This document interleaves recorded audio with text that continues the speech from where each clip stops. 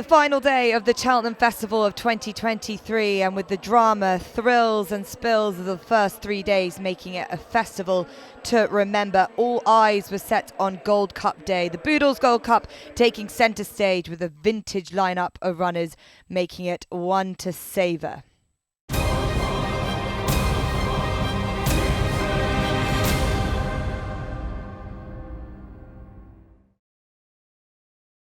And this was the lineup on day 4. Friday, soft, good to soft in places. The Triumph Hurdle leading the way as customary. That Cheltenham Gold Cup at 3:30, and ending off as always with the Martin Pipe.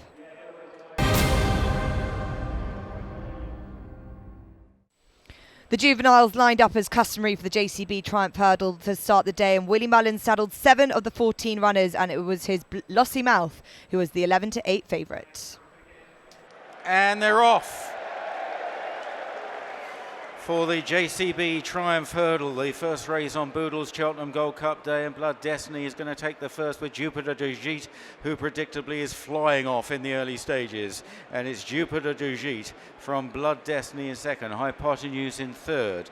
They are followed by Gipco on the near side, and then Lossiemouth is back in 5th place.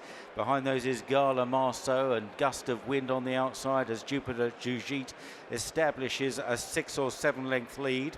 In the midfield, Al Muhit on the extreme far side. Green jacket is Active Duty. Jagar behind those with Zenta, Sinsa, then Right So Tom and Ascending, and Jacobet Cavan is the back marker in an orange jacket, nearing the second flight. And Jupiter du Gite is the leader by about 4 lengths here to Hypotenuse on the far side of Blood Destiny, who jumped rather better. Back in the field, a mistake there from Jagard. Lossiemouth at the moment in 4th place in the pink jacket, just pulling off the heels of Gipco, 5th place as they run towards the back straight. Jupiter du Gite from Blood Destiny. Then Gipco on the inside. Hypotenuse is taken out wide, followed by Lossiemouth and Active Duty. Then Gala Marceau and Gust of Wind and Al Muhit, and then in the midfield, Sinsa on the inside of Zenta, and then after Zenta is Jagard, followed by Right So Tom, and then Ascending and Jacobet Cavan as the leader. Jupiter du Gite now arrives at flight number 3 and jumps it well. They're all safely over there, quite well strung out. Blood Destiny is in 2nd place in the red jacket. Gipco on the near side in the pink colours. Hypotenuse is not far away. And then Lossiemouth is now towards the outside. They're followed by Gala Marceau and Gust of Wind. Hypotenuse is pulling quite hard. It almost looks as though the rider's almost on one rein as they go towards the next. And Hypotenuse with Jupiter du Gite on the inside. Gipco between the pair. They're tracked by Blood Destiny, Gala Marceau, and then just behind those is Gust of Wind, and Lossiemouth just ahead of Gust of Wind, the grey filly with the pink jacket, as they race on towards the 3rd last flight, going up the top of the hill in the JCB Triumph Hurdle. And Gipco has now taken it up under Luca Morgan. Jupiter du Gite is now on the retreat. In 2nd is Hypotenuse. In 3rd is Blood Destiny. Then Lossiemouth. Oh, Hypotenuse has jumped right out to the right there. I just don't think the rider can steer Hypotenuse here, Sean Bowen, as they now reach the top of the hill. In behind them then is Zenta, not far away. Active Duty on the inside, Gust of Wind, as they now begin the turn left-handed. And it's Gipco that leads. Lossiemouth out wide, full of running at the moment, almost too much. Blood Destiny is right there as well. Then Gust of Wind and Gala Marceau. Active Duty on the inside then from Zenta, Al Muhit and Jagard, and then Right So Tom. Further back to Ascending, Sinsa's well out of touch now, together with Jacobet Cavan and the fading Jupiter du Gite, heading down towards the 2nd last, and Lossiemouth is coming there strongly on the outside of Gipco. Blood Destiny, Gust of Wind in contention on the outside. Right So Tom is running around. Gipco and Lossiemouth were 1st and 2nd, and now they race on towards the final turn and the very long run to the final flight. Gust of Wind chasing, so too Zenta coming through with Blood Destiny and Gala Marceau. Now Lossiemouth goes on into the lead, and Lossiemouth is sent right across to the stands rail by Paul Townend, often the best place to be, challenged by stable companion Zenta and another stable companion Gala Marceau, and then Gust of Wind in 4th place, and behind those then is Ascending. Lossiemouth from Zenta as they near the final flight. Lossiemouth picks up a bit more over the last. Good job, Lossiemouth from Zenta in 2nd place.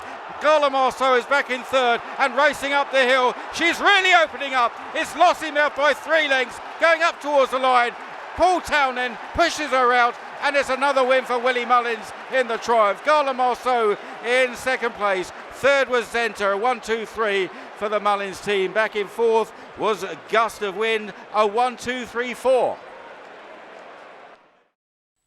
Lossiemouth takes the JCB Triumph Hurdle at 11-8 for Paul Townend, Willie Mullins and Mrs. Susanna Ritchie. Second, Galopin at 100-30.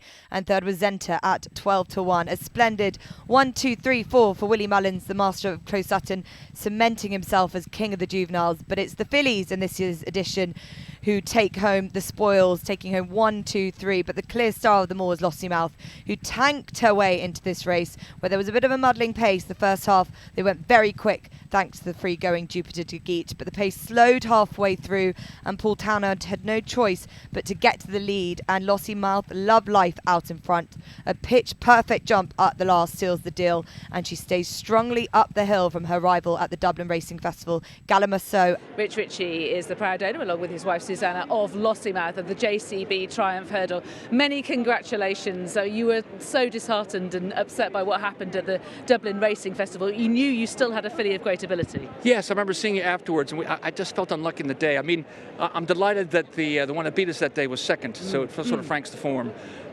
Just unlucky that day.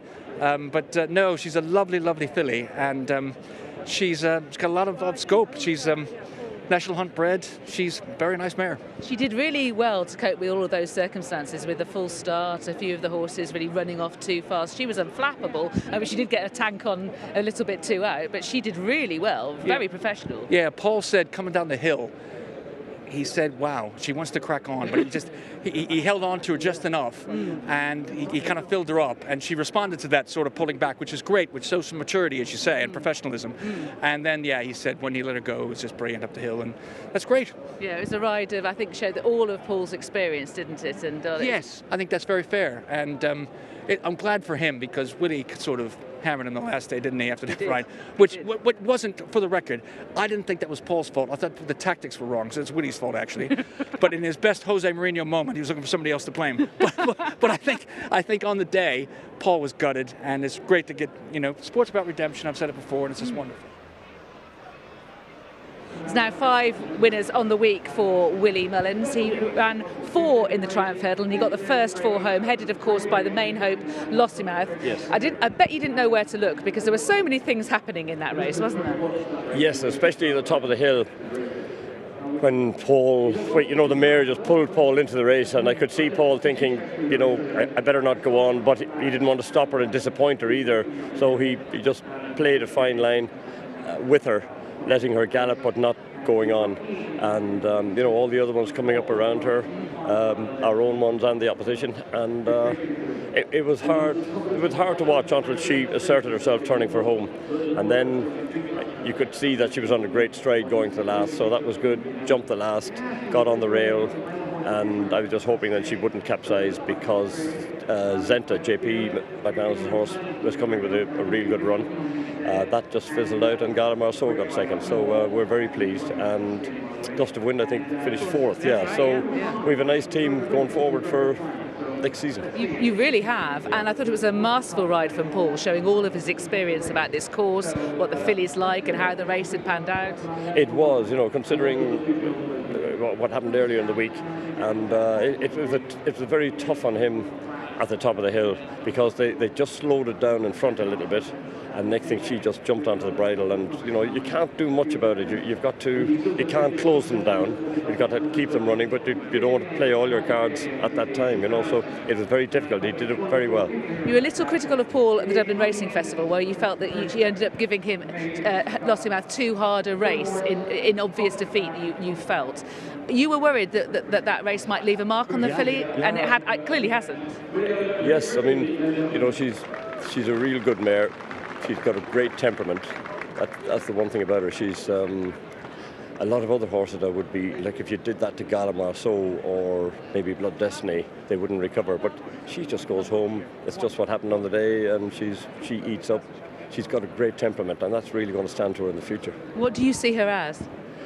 Well, people are starting to talk of her as a champion hurdler, so, you know. You like champion hurdlers? Well, they're always nice to have around the place.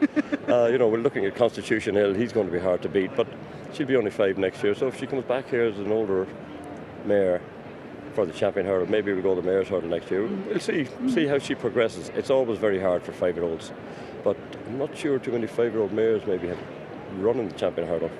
I can't think of one. You know, maybe that's £7 weight concession might be enough.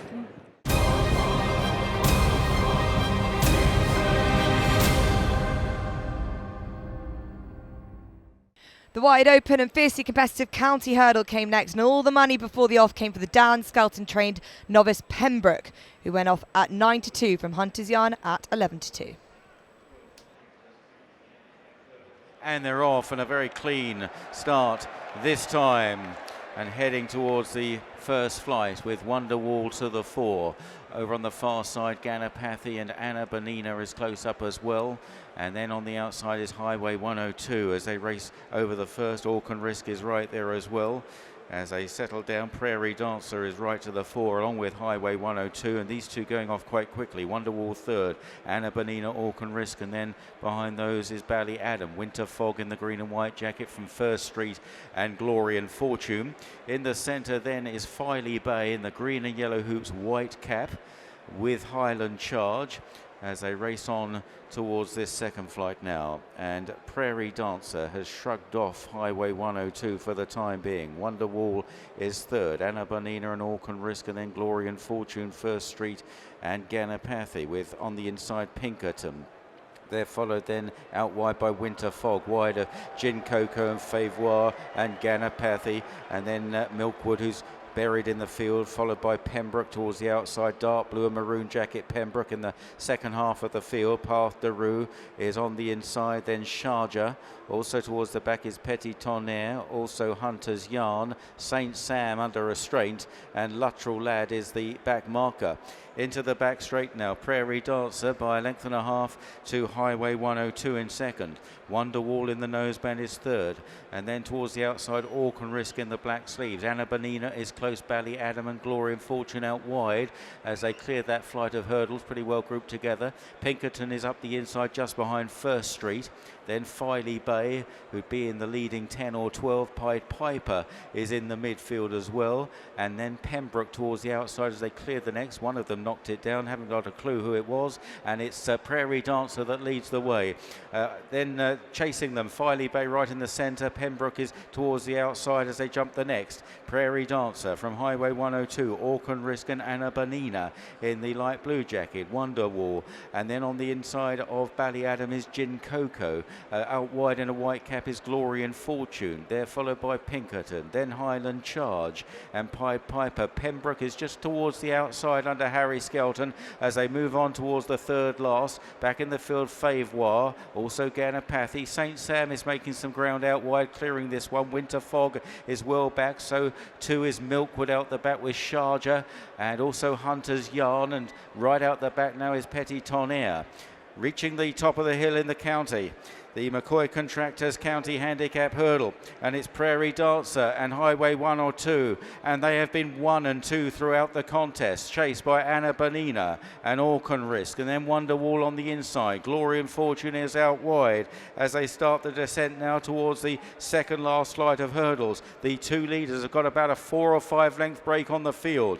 Wonderwall's on the inside disputing third with Anna Bonina. Filey Bay is making nice progress now in the centre, just behind Glory and Fortune. Orcan Risk is still there with Bally Adam over 2 out. They're chased by Gin Coco, is a bit awkward. Pied Piper is another one that's travelling well in behind the leaders, followed by First Street, and then Sharjah is also making eye-catching headway. Meanwhile, Highway 102 has struck for the judge and goes 4 lengths clear, chased by Anna Bonina. Filey Bay in the white cap, Wonderwall also chasing them, Bally Adam. Pied Piper comes there smoothly, followed by Favour, Sharjah will need a gap as they bunch together now. They get to Highway 102. Filey Bay comes through with the smooth travelling Pied Piper. Favouroir, Ballyadam, Sharjah behind these Anna Bonina, and now jumping the last. Pied Piper takes it up a little nod though, and Favouroir is handed a chance. It's Favouroir on the near side of Pied Piper. Third is Filey Bay, and then Sharjah. Favouroir on the near side of Pied Piper. They go head and head up towards the line. It's tight. Favouroir on the near side of Pied Piper. He'll go to a photo. In third, Filey Bay. Fourth, Sharjah. Highway 102. Luttrell Lad running on behind these Anna Bonina. Petit Tonnerre, late headway, Ballyadam and Pinkerton. Favouroir wins the county hurdle at 33-1 for Bridget Andrews, Dan Skelton and Mrs. Suzanne Lawrence. Second, Pied Piper at 12-1. Third home, Filey Bay at 6-1. And fourth was Sharjah at 10-1. 5 years on from Mohayed, Bridget Andrew lands another festival winner with the gutsy Favouroir, who comes right back to form here, pipping Pied Piper, who had a huge weight of 11-13. These two battled it out all the way to the final hurdle, neck and neck, but Favouroir was just 10-7 on his back. His handicap mark plummeted of late due to a poor run of form, but he was given a perfectly timed and judged ride here by Bridget Andrews, who smuggled him into it, and using this near rail to his advantage, he was able to just deny Pied Piper on the line.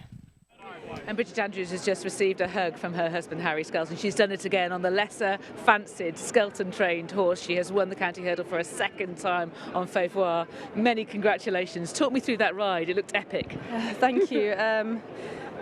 Dan's horses, generally we go for a bit of room, try and get a clear run, but I actually had a really rough run round, but every time I thought I should switch out, I kind of felt like he was enjoying it. He's that kind of character. It's like stay in, stay brave, as much as I wasn't feeling that brave at the time, but he went through the race really well, jumped great, down the hill. I thought just sit for a minute, and turned in, all opened up, and yeah, he I knew he'd see it out well, but he can be a bit of a character. Yes. And Dan did say, don't get there too soon. I probably was there too soon, but yeah, I was getting plenty of weight, so yeah, he stayed on well. And nip and tuck all the way with Pied Piper and Davy Russell. How are you feeling during that fight? Yeah, I know he's a monkey, but I always felt like he was giving me everything, and I always felt like he was just keeping his nose in front. He'd never be a horse that would just go on and go clear. But yeah, I always felt like I was just holding. It must really be his take. He's got a bit of a jaunty head carriage as well, but there he was just finding and finding. Yeah, he's not the most natural, and probably not the most natural jumper, but keeps his head up, but very good on his feet, and even when he doesn't see a lot, he can kind of get his way out of trouble. But yeah, he probably doesn't look the most gamely, but he gave me it all today.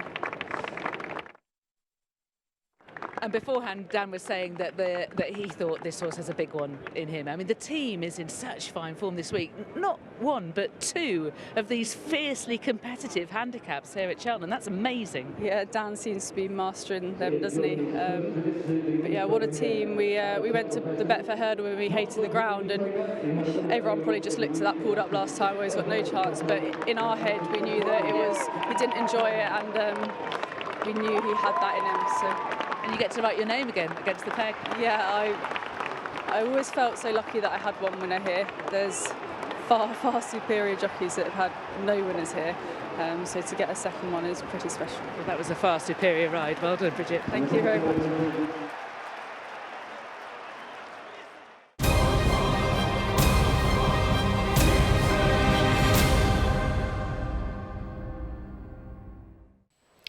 20 runners lined up for the Grade 1 Albert Bartlett Novices Hurdle, run just shy of 3 miles, and Emmett Mullins had the very exciting Corbett's Cross, who was sent off the 9-4 favourite. Coming forward, Rock My Way on the inside, looks like being handed. They jump away for the Albert Bartlett Novices Hurdle Grade 1, and why not give them a cheer as they make their way towards the first flight, with Stay Away Faye going very prominent under Harry Cobden, and Thomas Moore is there, and 3-car Bragg, and the pace looking pretty strong. Quite a charge down to the first here. It's 3 miles, and it's a tough race this for the novices. Embassy Gardens is up there with Search for Glory, and also Favori de Champs in the firing line as well. Then Stay Away Faye and Thomas Moore and Rock My Way up the inside as they jump the second. And it was probably Favori de Champs might have landed in front, just slightly over jumped that flight. towards the rear. We've all been caught, and Hidalgo Biue and also Affordale Fury towards the back with Chianti Classico as they jumped flight number 3 and now heading towards the uphill run towards the 4th. Thomas More now and Rock My Way on the inside with Stay Away Faye. These three just ahead of Favre de Chandu. Embassy Gardens in the dark blue yellow stripe on the outside. Just in behind them is Saint Palais. We've all been caught. And then towards the inside is Hidalgo Biue. After these in a blue cap, Search for Glory, followed by Let's Be Clear About It. Then Hidden Valley Lake is out wide, followed by Shambally Kid in a white cap. Towards the back, Corbett's Cross held up towards the rear, the favourite in the McManus green and yellow hoops, white cap, Corbett's Cross. Dawn Rising is in a green cap. Out wide towards the rear is Seabank Bistro. Also Monty's Star is towards the back and rather wide. Chianti Classico back on the inside just behind Affordale Fury. As they now begin the run down the hill, Sander Clegane is just about the back marker. So downhill they go and on towards the next. And Embassy Gardens now taking a turn in the lead on the outside of Stay Away Faye. Thomas More towards the inside. In the centre maroon sleeves is 3-card Bragg as they take this one. Bit awkward there, 3-card Bragg. Up the inner is Rock My Way, still handy. Favre de Chandu and Hidalgo Biue right up the inside. They are followed by Saint Palais and Shambally Kid, just preceded by Search for Glory. Hidden Valley Lake is round the outside of Corbett's Cross, and Let's Be Clear About It as they make their way now towards the next flight of hurdles, which will be the last after another circuit. Towards the back, Dawn Rising just nudged along at this stage. Seabank Bistro is out wide of Sander Clegane and Monty's Star towards the back of the field as well. On then to the next, Embassy Gardens on this near side in the blue with the red cap. Thomas More with the big white blaze and Rock My Way and Stay Away Faye, probably just 4th over that one from 3-card Bragg. They are followed then by Favre de Chandu. Then back in the field is Search for Glory on the outside of Saint Palais as they make the run now back towards their starting point. Hidden Valley Lake is on the outside. Shambally Kid is not too far behind them, maroon with a white cap. Let's Be Clear About It in light blue. We've all been caught. Hidalgo Biue towards the inside. And then behind these is Corbett's Cross, who's just getting a bit closer and really tanking at the moment, Corbett's Cross, as they head on towards the next flight. Embassy Gardens, Stay Away Faye, 1 and 2. 3-card Bragg is very handy. Thomas More jumping up. And then on the outside in the blue cap is Search for Glory. Rock My Way is still right there. Black Jacket on the inside, followed by Hidden Valley Lake and Let's Be Clear About It, and Corbett's Cross getting very much more competitive now. The green and yellow hoops, white cap there, Corbett's Cross under Mark Walsh. And they're followed back in the field by Sander Clegane. And then Chianti Classico, and then We've All Been Caught as they jump the next. Oh, and a bad landing for Saint Palais there, and loses a bit of ground.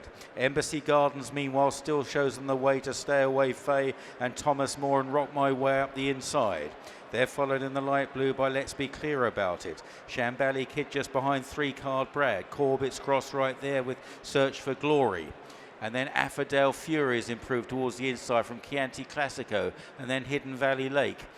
And behind those, We've All Been Caught as they landed over the next one.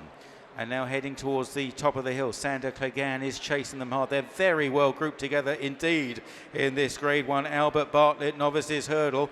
Rock My Way on the inside. Seabank Bistro has been pulled up. Rock My Way, Thomas More, Stay Away Faye and Embassy Gardens, 4 in a line. Followed by 3-card Bragg, then Let's Be Clear About It. Corbett's Cross is just in behind them. Affordale Fury towards the inside. Many chances as they start on down the hill with 2 flights left to jump. Hidden Valley Lake is towards the outside.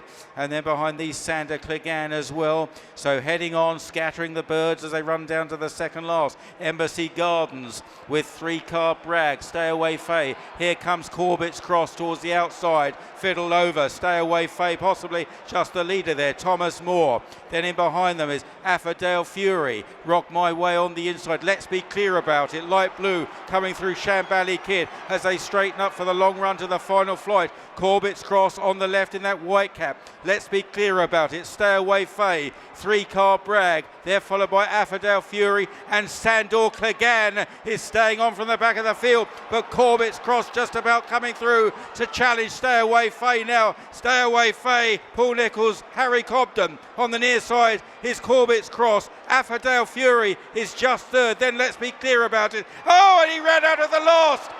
Corbett's Cross ran out into the wing of the last flight, and Stay Away Faye is left in front, chased home by Affordale Fury and Sandor Clegane. Stay Away Faye is all out. Sandor Clegane is getting closer, but it's Stay Away Faye who wins a dramatic Albert Bartlett. Affordale Fury and Sandor Clegane fighting it out for second, then 3-car Bragg in fourth. Let's Be Clear About It and Thomas Moore.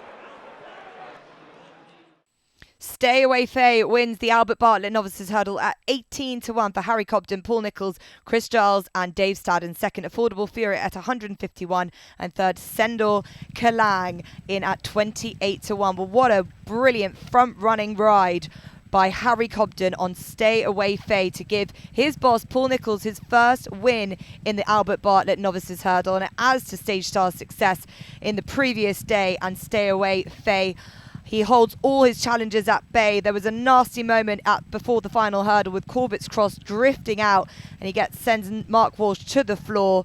And what would have been for this horse, would he have been able to catch Stay Away Faye, who really lands a massive one, and a huge improvement of form from this horse, who clearly looks to have the world of his feet coming next year as a novice chaser. That's more like it. Yeah, lovely. Such a genuine, honest horse. Travelled beautifully, jumped great, turned into the straight. I thought I had a bit left. I knew he'd stay. Winged the last. Probably got a bit lonely in front, and I was worried that one was going to come and get me, but he's a very genuine horse and galloped right to the line. This is such an exciting horse. He hasn't had much experience, and you can see him learning from race to race. Yeah, absolutely, and he's very relaxed at home and probably a little bit behind the bridle, so they half thought about putting cheek pieces on today. I'm glad they didn't, because I think he would have over-raced, but he'd be the most fantastic chaser next year. I think he's still a sort of shell of a horse, and we haven't seen the best of him.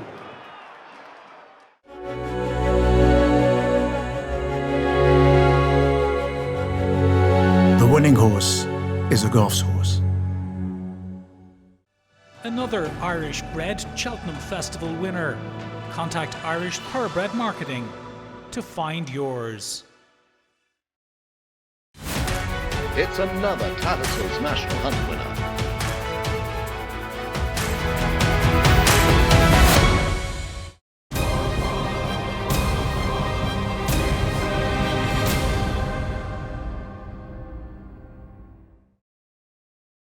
The Cheltenham Gold Cup for the ages came next. Two former winners, a King George hero, the Grand National sensation, but it was the long-term anti-post favourite Galopin Des Champs who headed into this race with the world at his feet. Could he build on the Irish Gold Cup win?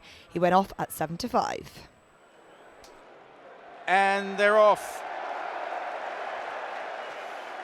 for the 2023 Boodles Cheltenham Gold Cup, and it's the Scottish Raider Ahoy Senior that shows in front. Hewick in the centre in the green jacket, followed out wide by Conflated. Brave Man's Game is handy towards the inside. Also up the inside is Noble Yates, the Grand National winner.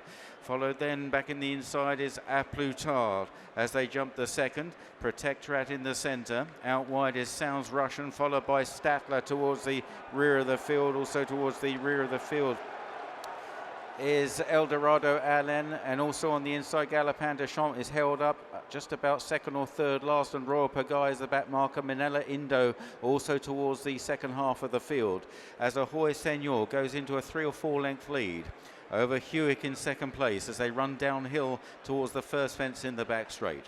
Brave Man's Game is right there. Noble Yates on the inside. Protectorat jumping up okay there too. Conflated and Minella Indo towards the outer as they now move on towards the water jump. And then follows back in the field Statler, A Plutard on the inside, the red, white sash, blue cap. As they jump the water, Galopin Des Champs over second or third last still with Eldorado Allen. and Royal Pagaille and Sounds Russian also towards the back. Now an open ditch. Ahoy Senor jumping well from Protectorate and Hewick on the outside. These are the front three. Followed by Brave Man's Game. Noble Yates towards the inside of Conflated. Out wide Sounds Russian with Manila Indo as they jump this one. Galopin Des Champs hasn't been brilliant at the last two fences there. Royal Pagaille is with him at the back of the field now. Heading up the hill towards an open ditch on this first circuit. Ahoy Senor from Hewick and Protectorate. Brave Man's Game, a lovely jump over in fourth place. Followed by Conflated and Noble Yates, and then Sounds Russian and Eldorado Allen. Then our Plutar from Galopin Des Champs towards the rear still. Statler at the back is being pushed along at the next plain fence. And the pace looking pretty honest, and Statler almost climbing over that fence and is losing ground on the rest of the field as they run now towards the next one. And so Ahoy Senor setting a target, an early target to Hewick in second. In third is Protectorate. Brave Man's Game as they jump this fence. Conflated over in fifth from Sounds Russian.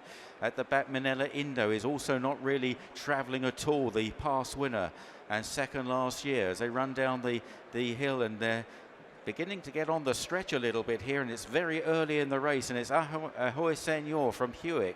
On the inside is Protectorate as they jump this plain fence. Conflated is right there. Noble Yates made a slight mistake. Brave Man's Game is fourth. Sounds Russian is on the outside in the light blue jacket. Up Plutar, Eldorado Allen, then Royal Pagaille travelling nicely.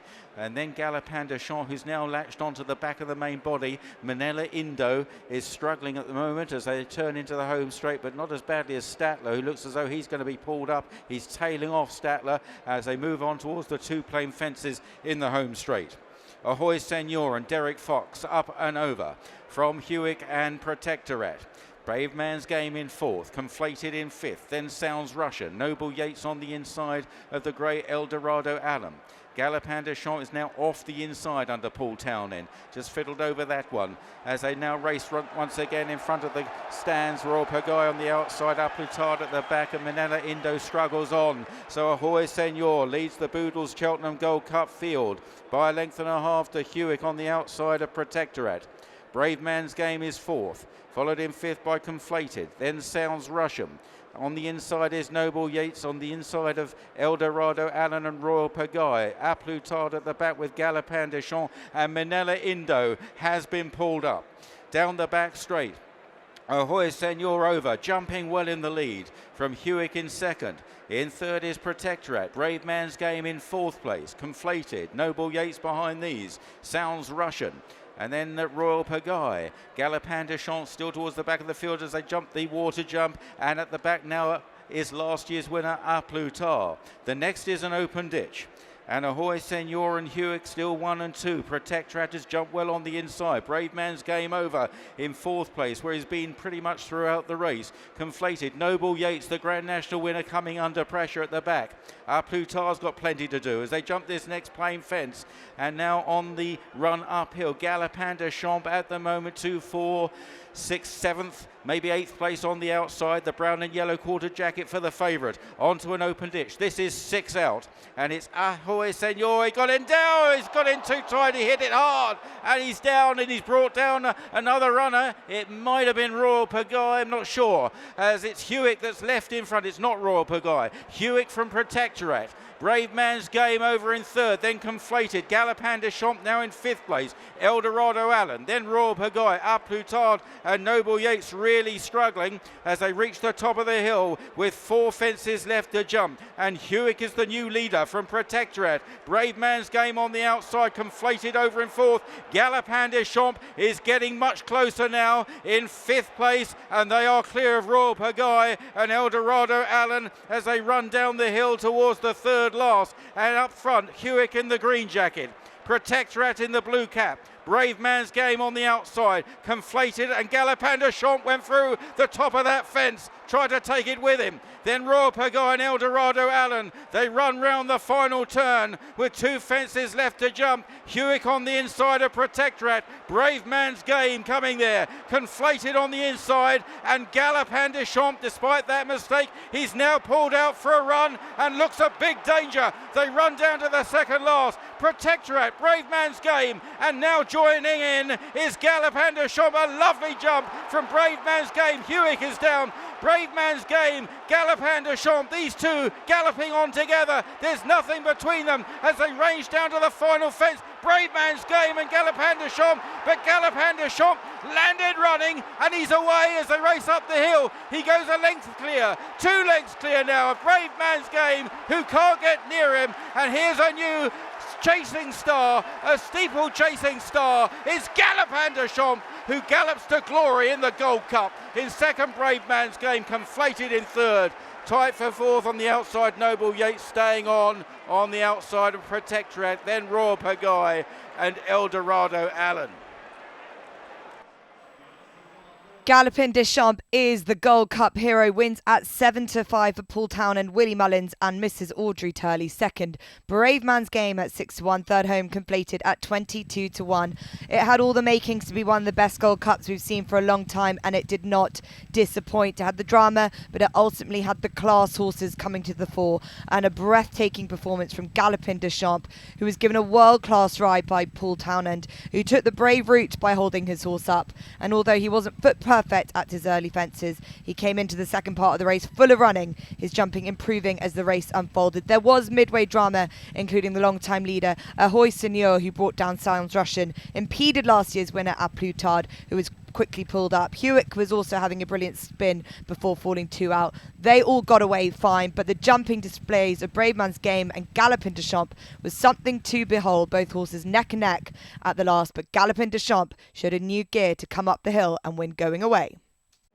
Paul Townend has just won his third Boodles Cheltenham Gold Cup, 2 before an album photo and now Galopin Des Champs, and that looked a masterful ride. He didn't look like he was jumping necessarily cleanly early on. Talk me through the whole race.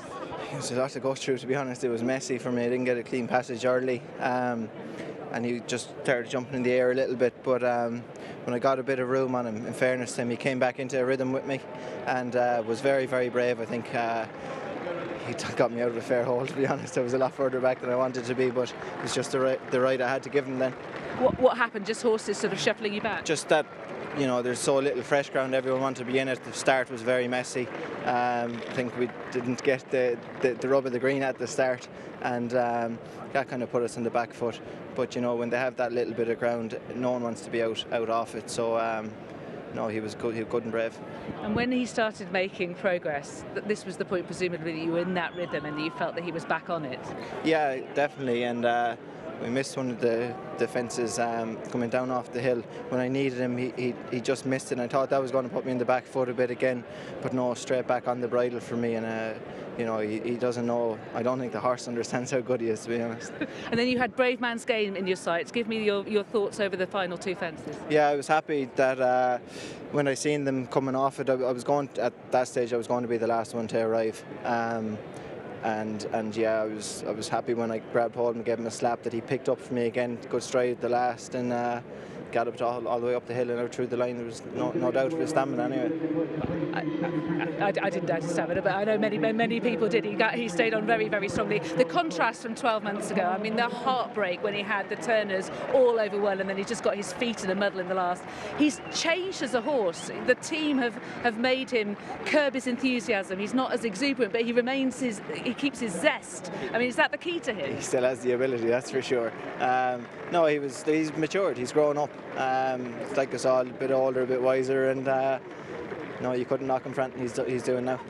And have you had full confidence in him all season long? Yeah, I suppose he surprised me how well he settled the first day in Punchestown, and then going to Leopardstown. You know, I was kind of half afraid to light him up to see what would happen, but I did away from the stands that day, and he came back underneath me after a big jump. So, you know, he's just the full package now. Yeah, he has to be for a race like the Gold Cup. I mean, as you said, it can be rough. He has to be to win from where I came from, I think.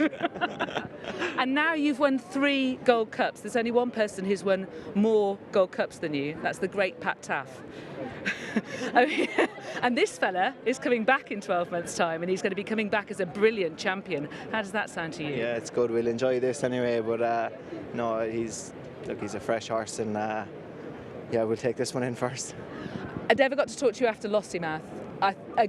Again, I thought that was a sort of masterful ride full of all of your experience with things going wrong left, right and centre in the Triumph Hurdle. How did you see that? Yeah, very different, I suppose. We were in front at the top of the hill on her, and she latched on. We'd gone a gallop and the pace had kind of collapsed a little bit, and she latched on. So instead I didn't commit her, but I let her take me there, and she showed a lot of guts, I think, to stay going. Yeah, she's a very good filly. This is the big one, obviously, in terms of the whole meeting hangs around it. I know there's races to come, but as you look back on the meeting, has anything got away from you? Probably. But we'll enjoy the Gold Cup anyway. But you must walk away from this meeting feeling very, very satisfied with your work. Yeah, we've had a good week. There's lots of look. I'd like to take it race by race, win, lose or draw, and try and move on to the next one. So I haven't spent too long looking at the winners or the losers up to now, and we might be finished yet. You're so calm. What does it mean to you inside, Paul? Tell me what this feels like and what it means to you. The Gold Cup brings winning to a different level. Cheltenham's very important, but the Gold Cup just has that little bit more spice in it, yeah. You can say that again. Many congratulations. Well done. Thanks very much. Thank you. I'm with Willie Mullins, who's just won a third Cheltenham Gold Cup, 2 with Album Photo, now with Galopin Des Champs, same as Paul Townend. And we're just saying, pressure off, really. This has been a pressure horse, I think, for 12 months. I didn't realise how much pressure I put myself under until sort of going to the third last. And I said, oh, Jesus, it might happen, you know. And next thing he gallops through the third last. But when I saw him coming back on the bridle so quick, and Paul just lurking in behind the others, waiting. I mean, when Paul's under pressure, he's so good. And I put him under a fair bit of pressure, I think, this week. And I just said to him, just ride him like the fastest horse. Don't get involved until you have to get involved. And that's what he did. I mean, coming around the last bend, where were they? Fourth or fifth? I don't know, many were there, and just tucked in, and he didn't pull out until he saw the second last, and he just timed his run perfectly. And that's huge. And you know, we saw Rachel doing it last year, but anyhow. And then jumping the last 2, I was surprised how much pressure I felt, yeah, and the relief when he passed the winning post. Why this horse? Why so much pressure for this Because horse? I think we nominated the fact that he would stay and that he was a Gold Cup horse from early doors, you know, that when Album Photo won, it wasn't the same pressure. He sort of won the first year without the expectation that we came here with this fellow. You know, we thought this fellow, we have a real Gold Cup horse, but he hadn't gone that trip. And we had, you know, I sort of said, I think he's no problem staying the trip. Thankfully, we're right, but you never know until you actually do it. So, you know, that was where the pressure came from, you know. And tell me what you've done with this horse. I mean, from that dreadful moment 12 months ago when he'd got the turners all won and he got his feet in a muddle, to retain the brilliance and just not have him over racing and over jumping. What have you and your team done? Well, Adam Conley, who leads him up and who's his groom at home, and he's the barn manager on the line, and he does everything with him, and you know, he doesn't let the horse overwork. He just keeps the lid on him all the time, and that, I think, has come out in his racing. You know, I don't put Paul up on him, or I don't put Ruby or Patrick to work him. I just let Adam, like, he's 12 stone at least, I'd say. So that keeps him anchored, the horse anchored. And Adam is just so good with the horse. You know, he feeds him, he does everything with him. So I have to give Adam Conley huge praise. Yeah, he needs a big clap on the back, I think. It was such an exciting performance, and you hope to bring him back next year with a performance of that dominance. We hope to bring him back, but you know, he's done it. If he never does anything else again, he's come here, he's won his Gold Cup. Of course, we'd love to come back and hope that he might come back as a favourite next year. You know, I think the one thing Paul said to me was that he galloped through the line the whole way right up to the top, those white rails you have up there. So that gives me great heart then that, you know, that he's going to improve again into next year. Well, that would be an incredible thought. He's only 8, I think, is he? Yeah. 7, is that all? 7, he's younger, yeah, So younger. Got, another 2 good years at this level anyhow.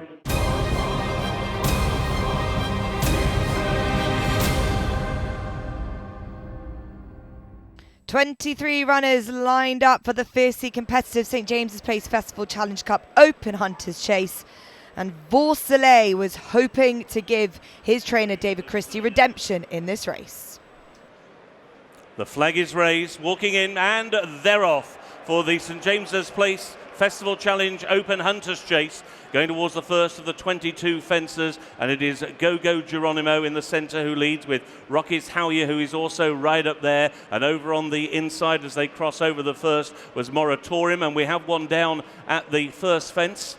And they race on now towards fence number 2. Down is Secret Investor. Secret Investor has gone at the first. They go over fence number 2 with Go-Go Geronimo was just the leader. Very ponderous at the back of the field was What's His Name. And now they set out going out into the country with now a couple of circuits ahead of them. And it is Rocky's Howyer who now leads. Go-Go Geronimo racing in second. Billaway towards the inside is in third. And then on the outside is Dandy Dan. Racing between those two is Mythbuster as they take the turn to go down the back straight. Premier Magic is out deep on the track together with IK Brunel, and so too Chris's Dream, just hunting up that leading group as now they race on towards the first down the back. And on the inside, Rocky's Howyer and Chris O'Donovan just have the lead over Go-Go Geronimo, who arise in second. As they go over that, Mythbuster was over in third position, and then Billaway, the reigning champion, on the inside. He's been followed early in the race by Vorsoleil, the favourite. Working a little bit wider is Dandy Dan in the red and yellow colours. He's racing alongside Mighty Stowaway, who's also creeping a little closer. IK Brunel is very wide. A mistake at the water by Billaway. Billaway did not jump the water at all well. He's going on now towards the first of the open ditches, fence number 5, and it is on the inside Rocky's Howyer who just had the lead, but Go-Go Geronimo is right with him, and a little bit wider Mythbuster. Those are the first 3. They're followed by Vorsoleil, who's now going forward to try and challenge that leading group. Billaway on the inside, and they're followed by Dorking Cock, who gets a little closer. Billaway again didn't get very high at that plain fence just before the dogleg turn, which carries them now towards the top of the hill and on now towards another open ditch, which is fence number 7 in the Fox Hunters. Rocky's Howyer on the inside and Go-Go Geronimo were the first 2. Vorsoleil almost through to take third as they cross that fence, but now he's just dropped in behind Mythbuster. Billaway towards the inside. Mighty Stowaway is next in the field, followed next by Shantou Flyer, who's creeping closer. He's now alongside Billaway as they take the next. The leader, Rocky's Howyer, was not too fluent. A little slower over that fence was Bob & Co. And out the back of the field as they take the turn is What's His Name. Also towards the rear at the moment races Moratorium, and also Black Op is another one who's got many more in front than behind as they go over the next, which is the fence taken before the descent. What's His Name a little slow at the back of the field. So now they begin to make the descent. Going on now towards fence number 10, Rocky's Howyer and Go-Go Geronimo are the first 2, with on their outside Mythbuster racing in third. Vorsoleil is in fourth, and then on the outside Premier Magic wider still to IK Brunel. Working towards the inside, Shantou Flyer. Billaway is down. Billaway has gone. IK Brunel has unseated the rider. So a faller there was Billaway. IK Brunel unseated the rider at fence number 10. So now they begin to make the turn into the home straight. They've completed their first circuit. Rocky's Howyer leads. Go-Go Geronimo is racing in second. Both riders are up after that spill. Shantou Flyer is racing in third position. And then Mythbuster on the outside of Vorsoleil, and Dorking Cock is through on the inside. He's followed by Cat Tiger, who creeps a little closer. Chris's Dream out wide together with Premier Magic as they go over the first fence taken in the home straight. And ridden along at the back of the field is Moratorium. He's last but one now, with only one behind What's His Name. They're going now towards the fence, which were the last in the circuit's time. All the leaders jumped that one pretty well. Cat Tiger a little slow over that. So with a circuit to go in the Fox Hunters, the leader is Rocky's Howyer. To Go-Go Geronimo racing in second. A length away, Shantou Flyer in third. The favourite Vorsoleil is in fourth. Dorking Cock on the inside is racing in fifth. Mythbuster is in sixth. Chris's Dream is racing in seventh. Famous Claremont making ground in eighth. Premier Magic round the outside is in ninth. Cat Tiger on the inside is in 10th. Dandy Dan on the outside is in 11th. Followed in 12th by Le Malin as they begin to make the run down the back straight. Trying to improve his brain power. Has been a quite ride so far, but making ground now towards the outside as they get over the next plain fence. Black Op a little slow over that, was ridden away from it, also driven away from it, and struggling now is the Storyteller as they go now on towards another water jump. fence number 14. Rocky's Howyer hit that water jump, made a mistake, the leader, but he still has the advantage over now on the inside. Shantou Flyer, who's come through just a shade second. Go Geronimo is in third. Mythbuster wider, and so too Premier Magic. Brain Power continues to make ground towards the outside. Vorselay still right up against the inside rail. He's racing alongside Chris's Dream, and then Dorking Cock. Pulling up at the back of the field is Mighty Stowaway. Mighty Stowaway has been pulled up before they took that open ditch. Dandy Dan took that ditch with him. He made a very bad, shuddering mistake. Now Black Op is beginning to tail off at the back of the field. So on now towards the next ditch, and it's Rocky's Howyer who will lead. Shantou Fly was over in second. Vorselay jumped that really well in third. On the outside, Premier Magic is in fourth position. Chris's Dream is next, followed by Famous Claremont, who's racing on the inside as they go now towards the fence as they continue to climb. Rocky's Howyer, again, not very high, ridden along now. Shantou Flyer racing in second. On the outside, Premier Magic is in third. Vorselay on his outside, just slightly hampered by a loose horse, Vorselay. And then Famous Claremont, followed by Chris's Dream. And then the 6-year-old, it's on the line, improving towards the inside. Followed by Le Malin, and then Mythbuster, and then Cat Tiger. Bob and Co. Pulled up at the back of the field is Brain Power, as now they make the run down the hill on towards the third from home, preceded by Loose Horses. On the outside, Premier Magic. On the inside, Rocky's Howyer, who's always been in the vanguard. Vorselay ridden along now for the first time is in third. Shantou Fly was over in fourth on the inside. Chris's Dream towards the outside is making ground, followed by Famous Claremont. Then it's on the line. There's then a break back to a Mythbuster, who will be the next one who turns in, followed by Le Malin, and then the others at long and weary intervals. They're making the turn in with 2 to take in the Fox Hunters. Premier Magic and Bradley Gibbs have got the lead. Rocky's Howyer and Chris O'Donovan trying to come back towards the inside. Making ground now in third is Will Biddick, and he's putting in a big finish now on Famous Claremont. He's only about 3 lengths behind the dueling leaders. Back in fourth is Chris's Dream. Then on the inside, Shantou Flyer. They race down towards the final fence. Premier Magic and Bradley Gibbs have got the lead. Famous Claremont over on the far side will jump into second place. Back in third is Rocky's Howyer, and then Shantou Flyer. They've got another furlong on the flat to go, and Premier Magic has got the lead. Rocky's Howyer now begins to rally once again. Then Famous Claremont staying on now. It's on the line. It's storming up the hill, but racing up close home. It's Premier Magic, and it's Premier Magic who wins the Fox Hunters. In second, it's on the line. Shantou Flyer in third. Rocky's Howyer in fourth, followed by Chris's Dream, Vorselay, Bob and Co. and Famous Claremont. Premier Magic springs a massive shock, 66-1 winner of the St James's Place Hunters Chase for Bradley Gibbs.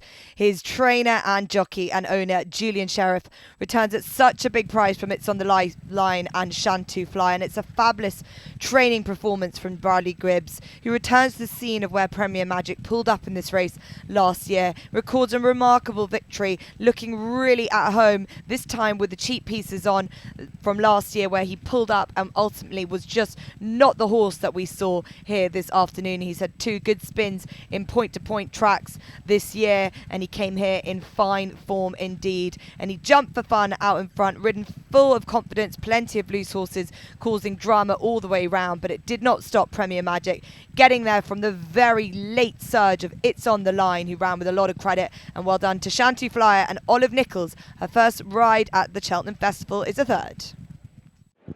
2 interviews for the price of 1 here, because Bradley Gibbs is the rider and the trainer of Premier Magic that has just won the Hunter Chase here at the Cheltenham Festival. How's it feeling?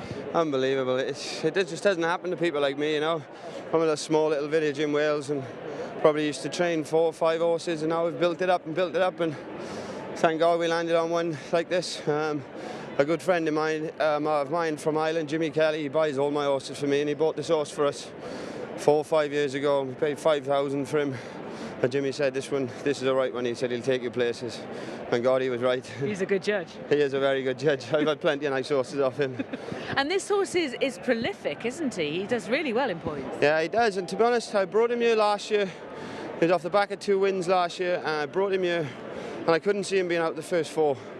And I tried riding him down the inside, and everything just got tight, and he just got stage fright, really, you know, and he just backed out of it. And he only done a circuit, and I pulled him up, and we thought I was going to run another mare here, and she didn't make it, so entries were shut in. And I said to my partner, my fiance, her and her father own it, I said, "Bugger it," I said, "I'm just going to go once more and give him one more try." I said, "If it doesn't work this year, we won't go back." But and we put the cheek pieces on today the first time. Me and Jimmy spoke a couple of days ago, and Jimmy said to me, "Just put him on him." He said, "Just try him, just try him." And to be fair, he jumped and travelled everywhere today. And coming down the hill, I was hoping to God I wouldn't get caught, but I knew he'd keep galloping to the line. I mean, you had loose horses all around you. I mean, it was quite a messy race. Talk me through it. Yeah. To be honest, I was having a good run the first circuit round the outside, and then a few loose horses come in and just come across me, and it was just starting to get a little bit messy. And then down to the back of 4 out, one come across me again. And then even halfway up the running, my horse got to it and then stopped, and I thought, "Oh no, please don't stop halfway up the running." But he got going again, and thank God he stayed there till the line. I was going to say, the running must have been an eternity in your mind. That felt like about 5 miles long today. And this is a really important success for English pointing, isn't it? Oh, massively, yeah. Like, you know, you got all the top boys, William Mullins, Gordon Elliott, everybody had runners in there today, and for a Welshman to go and win it, you know, it doesn't happen very often. You know, all the bigger trainers, they normally rule races like these, so we're genuine point people, you know. Yes. So it's good for us to come and be able to win one of these big races. It's a proper winner of the race. It is a proper winner. And tell me about where you're training now. Are you in Hertfordshire now? I'm in Hertfordshire now, training out with my fiance's father's farm then. What's your fiance's name? Claire. She, unfortunately, we got an 8-month-old son, and we didn't have no one to babysit him today, so she stayed at home with him. So I bet she's suicidal at home now. I bet she's in bits watching it. She'll be so proud of you. And my dad, Dad normally comes everywhere with me, and he was in hospital today and having a heart operation, and Dad asked him, they said, can we move it to next week, or can we do it the week before? They said, unfortunately, today is the day we got to do it. And have you had any news? No, I haven't spoken to him yet, but hopefully, touch wood, fingers crossed, everything will be fine. How have you managed to focus with all that going on? I don't know. Well, you have, and you've done it brilliantly. I'll let you go and get the biggest trophy in the business. Many congratulations. Thank you. Another Irish-bred Cheltenham Festival winner. Contact Irish Thoroughbred Marketing to find yours.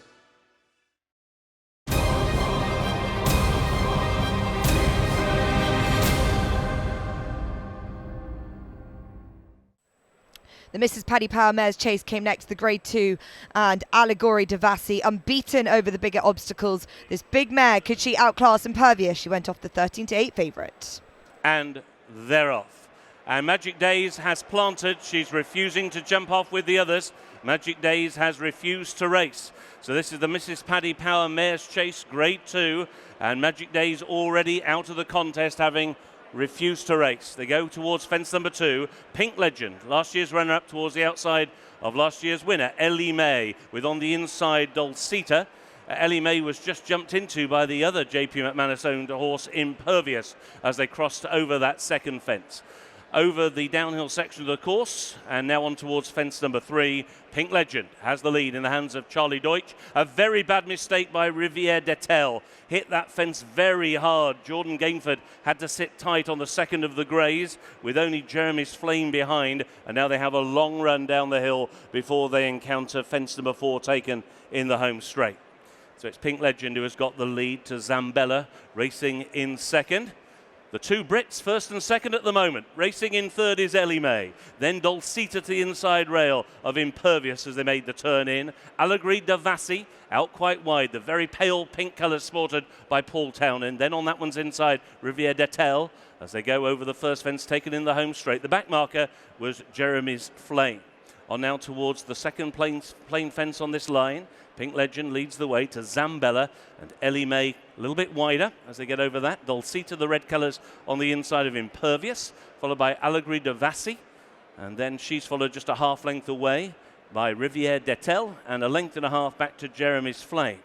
So they go on to now the fence which will be the second from home in a circuit's time. Pink Legend has got the lead. She rises now, jumped that beautifully to Zambella in second. The previous winner of the race, Ellie May, the almost white mare, racing in third. Dulcita tight up against the inside rail with Impervious for company, and this is fence number 7 they cross, and they're all safely over. So now a field of 8 set out on their final circuit, with Magic Days not going with them right from the start. And it's Pink Legend who leads the parade of the mares. To Zambella in second, and Ellie May is in third, Impervious between mares. On the inside is Dolcita, followed by Allegri Devassi. She's jumped very straight so far today, having shown that tendency to go right-handed last time out. Last but one is Riviere de Tel, and the back marker is Jeremy's Flame, switched off as they make the run now on towards the first fence taken down the back straight. Fence number 8 in their sights. Pink Legend, quick and low over that, but still has the advantage over Zambella to her outside in a close second. Ellie May a wide trip, followed by Impervious, and then Dolcita right through on the inside. Allegri Devassi is next. They go now over the one and only water jump taken in this race, and again they all jumped it well. And Zambella now has put some pressure on Pink Legend, and Zambella just noses to the lead in the hands of Daryl Jacob in the double green. Here's the first of 2 open ditches, and Pink Legend, having been headed, blundered at that ditch and now switches out wide as Zambella drifts into the inside rail. So it's Zambella and Pink Legend. These are the first 2. Ellie May out wide will jump in third, Dolcita and Impervious in a share of 4th and 5th. Then Allegri Devassi given a very patient ride. So too Riviere de Tel, having survived that very early scare with that blunder early. The back marker remains Jeremy's Flame. Final open ditch, Zambella kicked into it by Daryl Jacob. She responded with a mighty leap. She leads by a length and a half to Pink Legend in second as they climb the hill, going on now towards the next. This is going to be the 13th. Zambella by just a length to Pink Legend in second. The white Ellie May to the outside in third. Impervious a little awkward on landing over that. Followed next by Allegri Devassi, who's just now beginning to creep a little closer. She's gone by Dolcita, and then a half length to the outside Riviere de Tel, and still Jeremy's Flame going to be played late at the back of the field.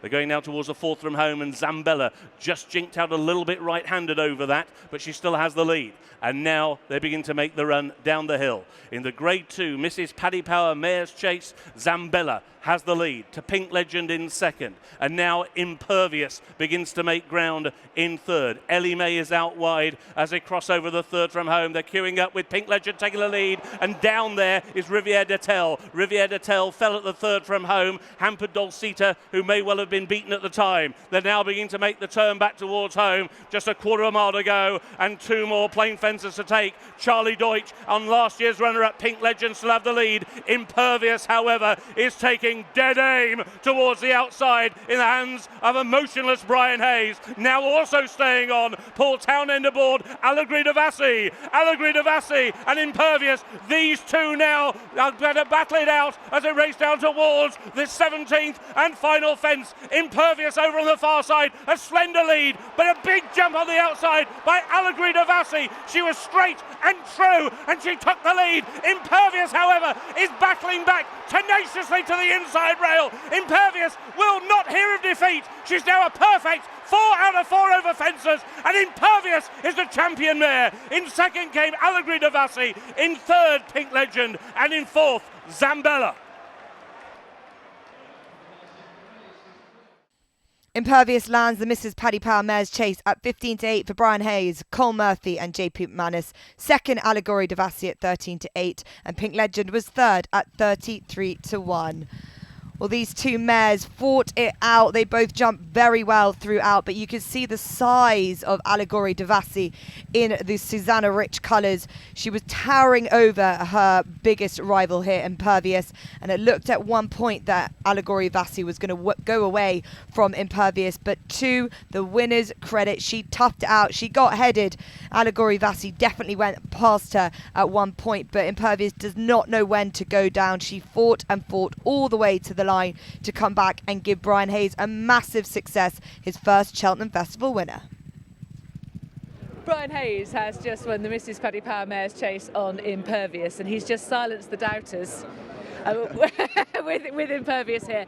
What a fantastic mare she is. Talk me through the race and how she won it. Yeah, she seemed to she winged the first, winged the second, and then she just got lit up on me. She was always landing running.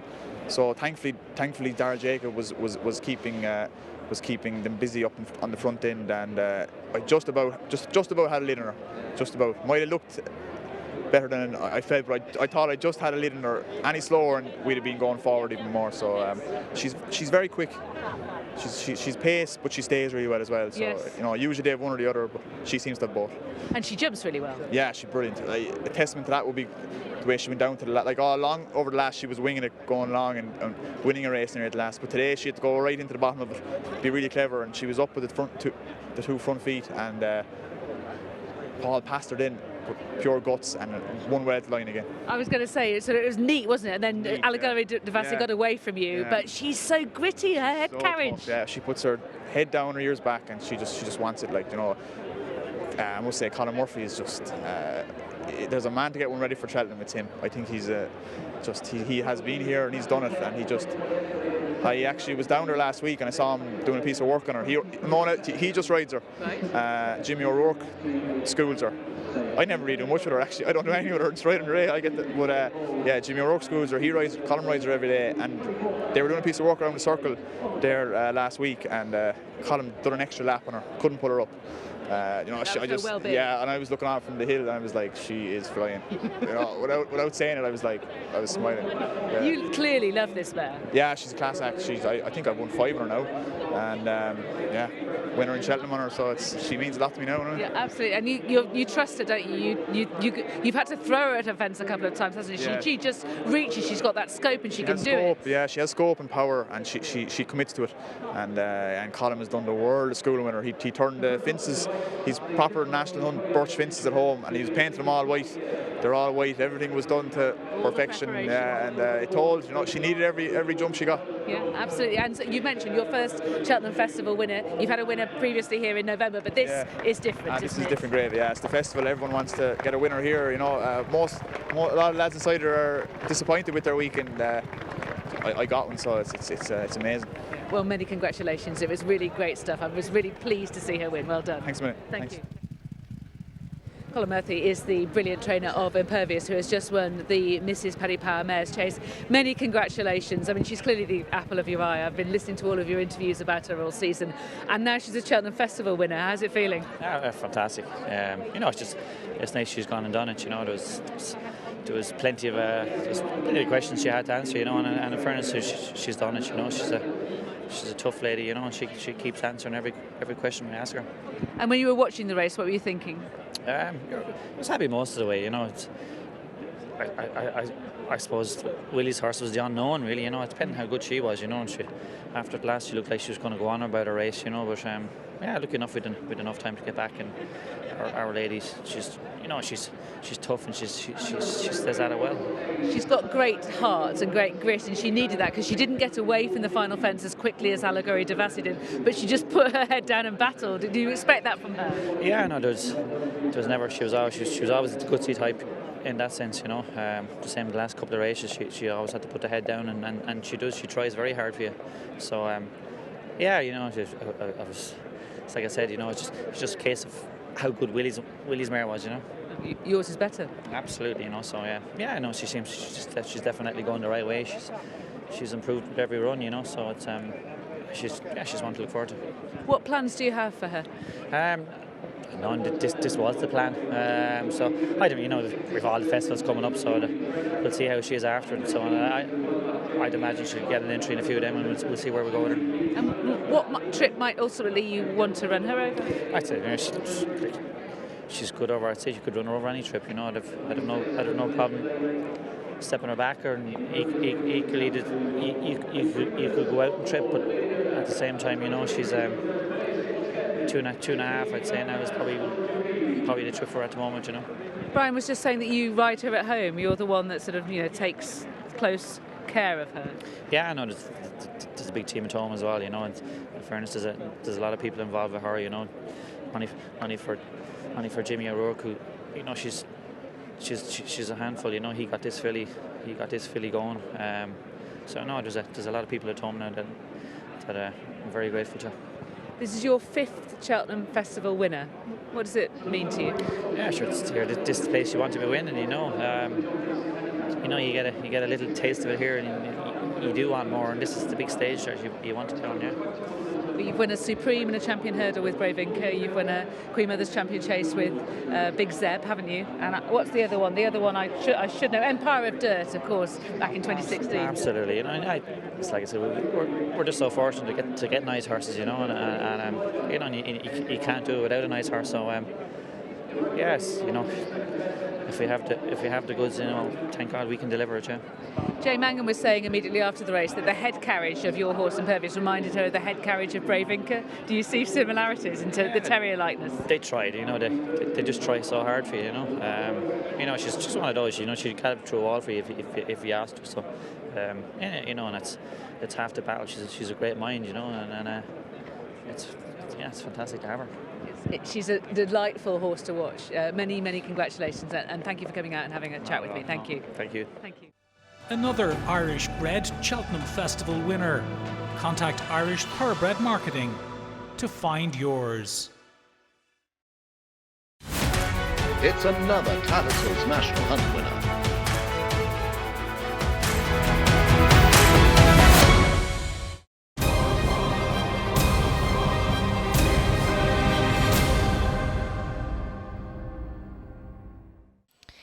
And then it came to the end, the final race of the Cheltenham Festival of 2023, the Martin Pipe Conditional Jockeys Handicap Hurdle. And Cool Survivor and Imagine, both trained by Gordon Elliott, went off the 5-1 joint favourites. And they're off for the Martin Pipe Conditional Jockeys Handicap Hurdle.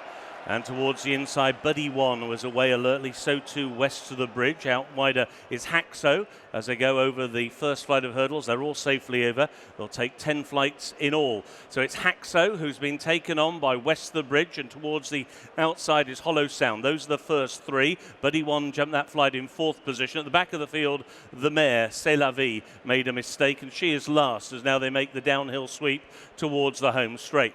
So it is west of the bridge, and Tristan Durrell against the inside rail just have the lead over Haxo, and quite wide Hollow Sound is racing in third position. In fourth towards the inside is Iroko, now racing alongside Buddy One. Then there's a break of a length and a half to Irish Hill, who makes the turn in sixth place. Towards the inside is Spirit of Legend, racing alongside Imagine, and then Firm Footings as they made the turn in. Impulsive One is next in the field, followed by In From the Cold, who race towards the inside rail. On the inside rail is 50 Ball as they go over that flight of hurdles. Molly Ollie's Wishes at the moment is last but one. Also towards the rear is Might I, together with Felix Deji, and also towards the rear of the field is Spanish Harlem. The back marker continues to be C'est La Vie, and she at the moment is racing the best part of 12 lengths off the leader. And that leader is west of the bridge as they race on now a long run before they encounter flight number 4. So it is west of the bridge who leads the way. On the outside it's Hollow Sound, who is in a very close second. Haxo, and on the inside Iroko, and between those two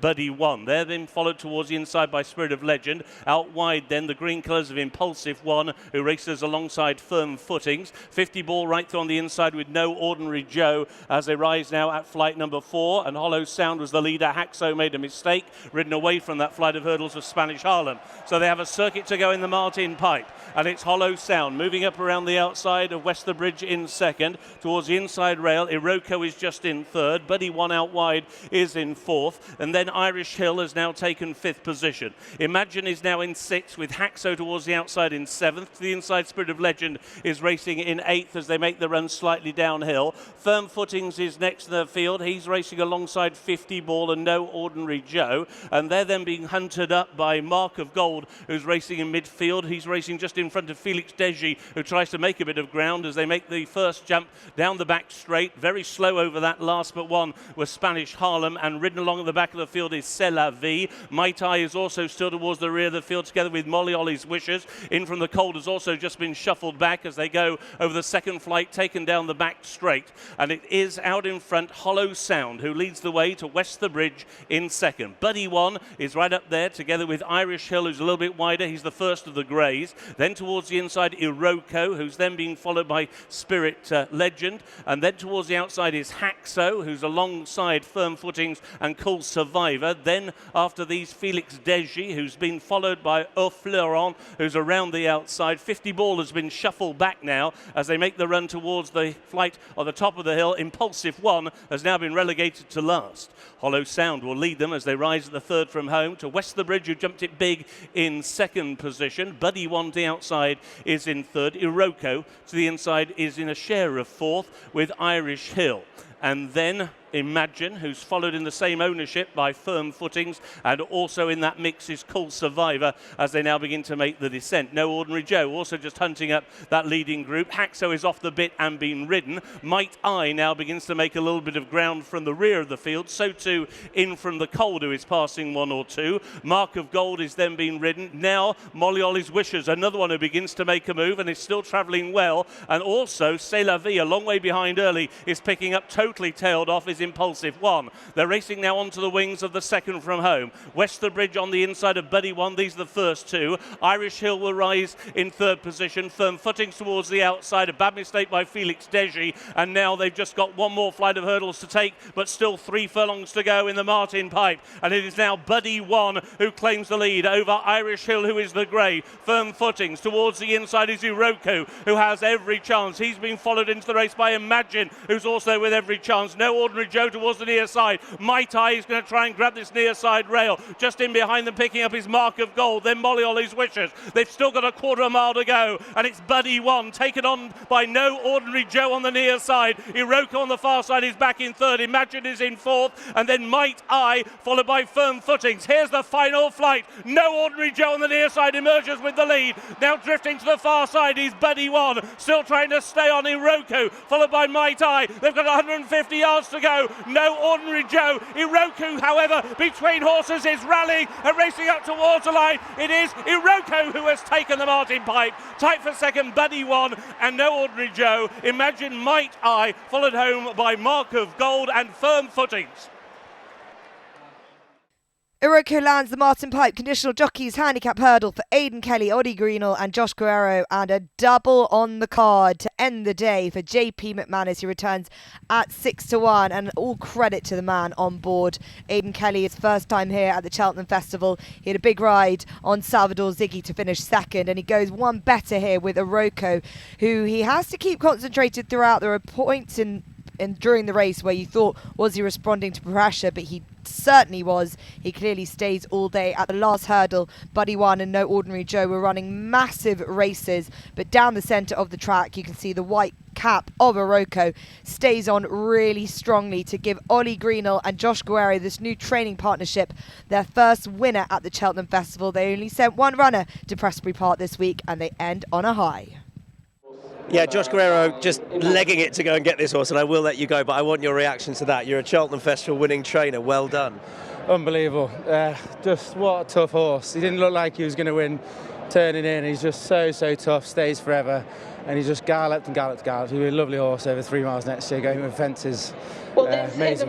Did you think he was out of it when 2 horses on his outside came up travelling? Yeah, I did, to be fair. I mean, from that position it's so hard to win, but they've obviously spread out down to last. He's come between them and just got a second win. He's just flown up the hill. Aidan's given him a great ride, a really powerful late ride, isn't he? Yeah, very good. Yeah, for a guy with no experience, he's obviously pretty good. Now, I know that you and your partner Ollie, you talk about training for syndicates, etc., and you have lots of those, and then you've got an owner like JP McManus and you've won a race at the Cheltenham Festival. What does that mean to you? Everything, doesn't it? I mean, for everyone on the outside to see it as well, it gives them, all our other owners, confidence he has a horse with us, and to have a winner for him is just amazing. Yeah. But you guys are doing, you are doing something so right, whatever it is you're doing, whether it's how you split up the business, and you've talked at length about that in the past, but you are training lots of winners and serious horses as well. As Team Skelton, congratulations. Yeah, like you say, we just have our separate roles in the business, and it works well that we do those roles and don't interfere with each other's roles. I think it's just, we have a lot of, we're just good at either side that we do, so it just works well. And your role is more the horse side. I know. What is this horse like? The easiest horse in the world. He's literally so laid back, never leaves a nut, eats, relaxed, so easy. He's a legend. Good stuff. Right, go get him. Well done. Cheers. Well, we've heard from Josh Guerrero, who is one of the co-trainers of Iroko, who's just won the Martin Pipe. So it's only right that we should speak to Ollie Greenall as well. Many congratulations. What's this feeling like for you? Yeah, thank you. Yeah, amazing. I can't really explain it.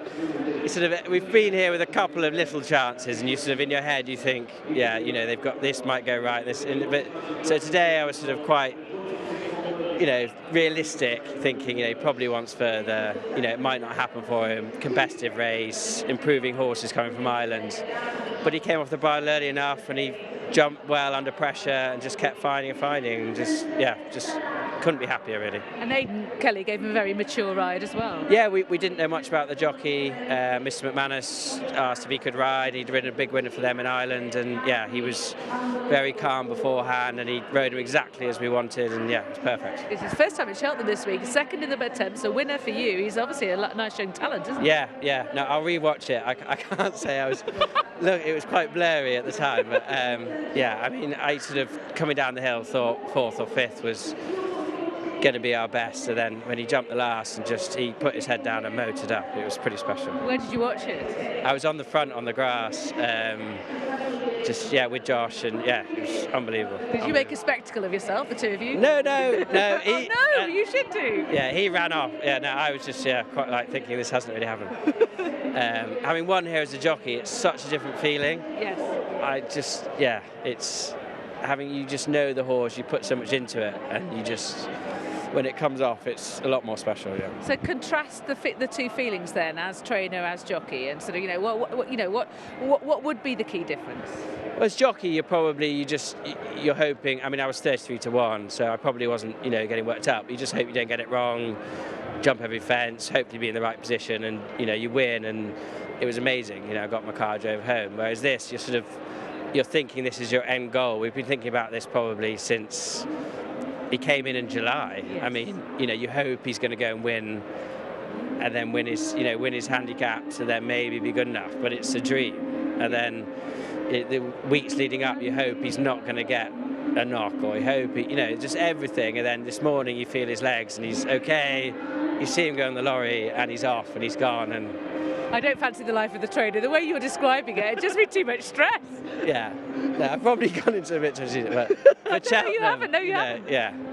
So yeah, when it happens, yeah, it's good. It's a little bit of history as well. So the first dual training licence to win at the Cheltenham Festival. It's the sign of the future, this, I think, isn't it? Yeah. Well, yeah. I didn't know that, but yeah, no, it's great. Our sort of model is a lot of syndicates, so we have a lot of owners, as I've said before. So it was just, that's the way we've had to go, really. And Josh, being such a good friend before, it's just worked. Because I think Tom Stanley said actually when we were on Lock on Sunday, just saying like it must put a lot of pressure on your relationship, and it does. Like, training is difficult as it is, and then to be two of you trying to like be involved, it's quite hard at times. But I think that's testament to our friendship and how we've dealt with having different positions within the business. So. And are you different characters? Yeah. So he was running around screaming. I was just standing there quiet. You know, that's generally how it is. I don't have up and downs as much, but you know, I'm definitely up now.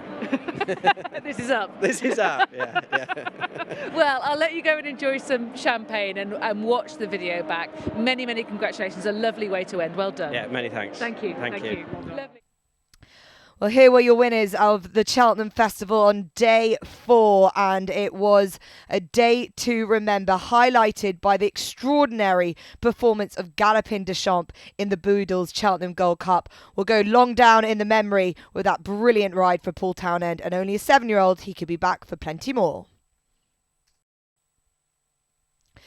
And the leading jockey standings at the end of the Cheltenham Festival, and it's Paul Townend, and richly deserved as well, especially after that fine ride on Galopin Des Champs. He ends out the festival with a double on the card, Lossiemouth beginning his day in fine style. He took home 5 winners, 3 seconds, and there was 2 winners apiece for Harry Cobden, Rachel Blackmore and the young talent Michael O'Sullivan. Well, it was long odds on that Willie Mullins was going to take the Trainers' Championship at the Cheltenham Festival again, and he did so. 6 winners this year, 7 seconds and 8 thirds. Gordon Elliott and Henry de Bromhead had a very good week as well, both going home with 3 winners. And Paul Nicholls, it's taken a few years, but he's back. 2 winners and a second with 3 thirds as well. And the final standings in the Presbury Cup as last year, 10 for Great Britain. Ireland very much far clear with 18 winners. And that left St Patrick's Day with all Irish eyes smiling at the end of the Cheltenham Festival. Galopin Des Champs has won the Cheltenham Gold Cup. He's the horse that's worn the heavy burden of expectation ever since he tipped up at the final fence in the Turners last year. But today he bore it quite brilliantly by seeing off Brave Man's Game to win a gruelling but vintage edition of Steeplechasing's Blue Ribbon alongside Jane Mangan, Martin Dixon and Tom Stanley, who've been with us all week here on Racing TV. I hope you've enjoyed it as much as we have.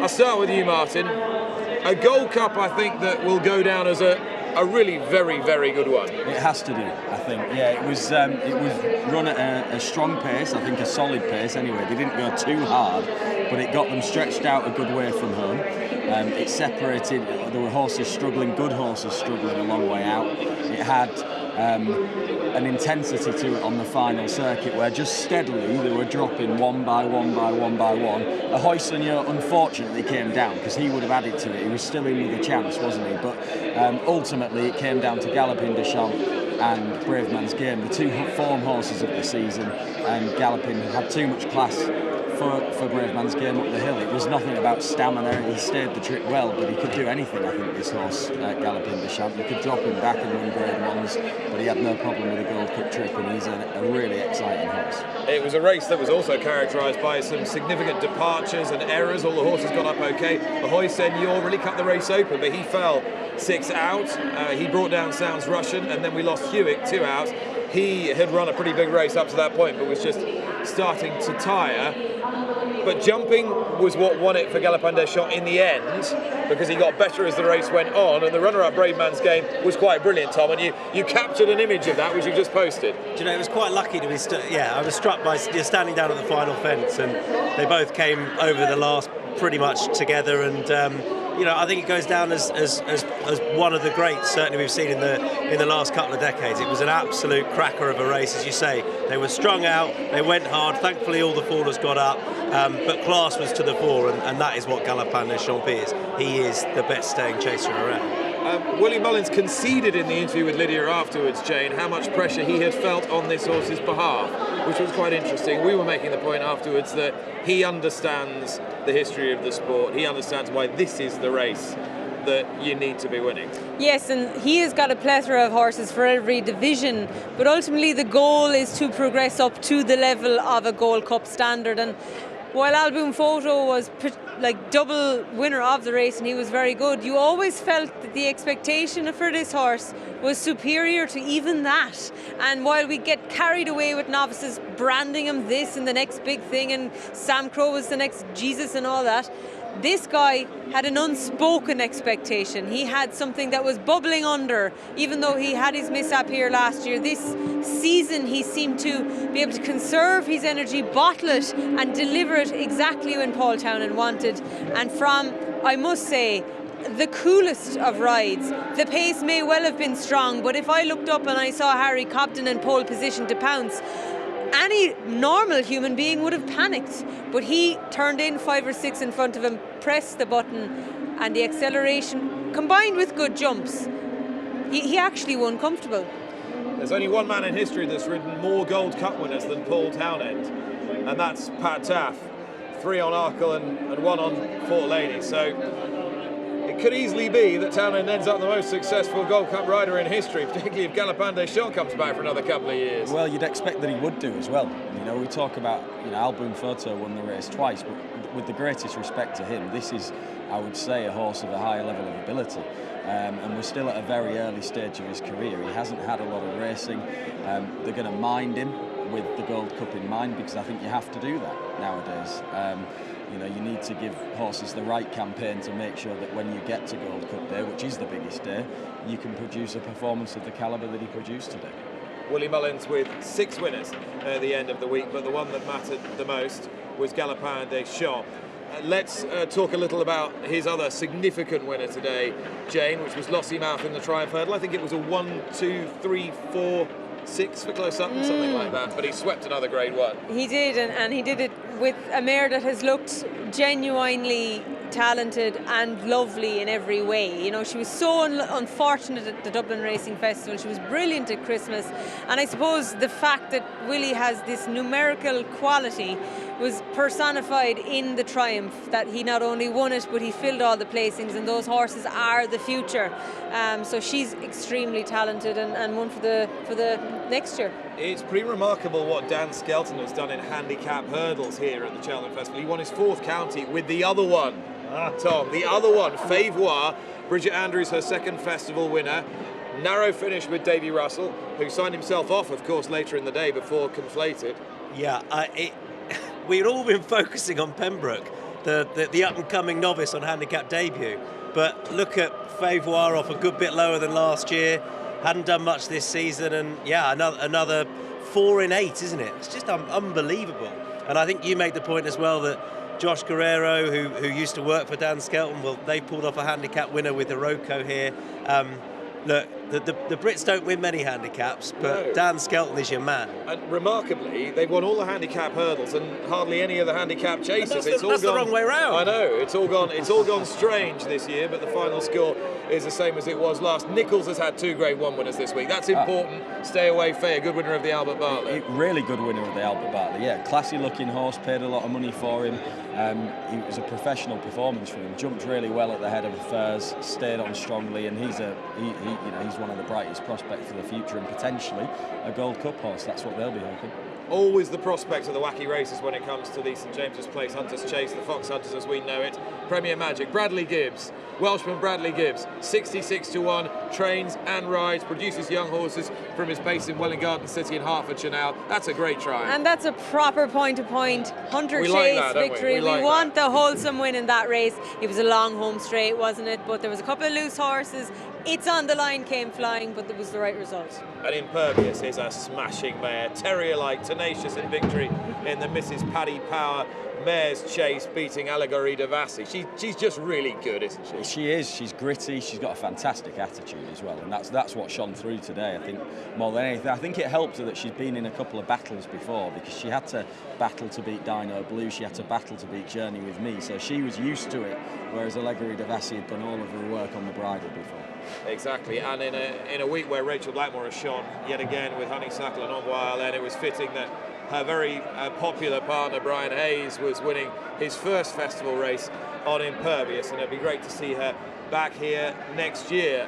From all of us and from all the team, it remains for me to thank you very much for watching, to all our behind-the-scenes team and camera operators and our technicians here for bringing you 28 races, and hopefully what you'll agree have been the best race pictures during the course of the week.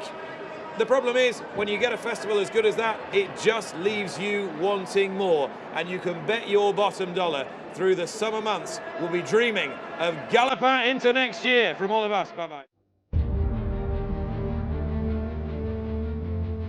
Flags are up again, and they're off. She's really opening up. It's Lossiemouth by 3 lengths, going up towards the line. Paul Townend pushes her around, and there's another win for Willie Mullins.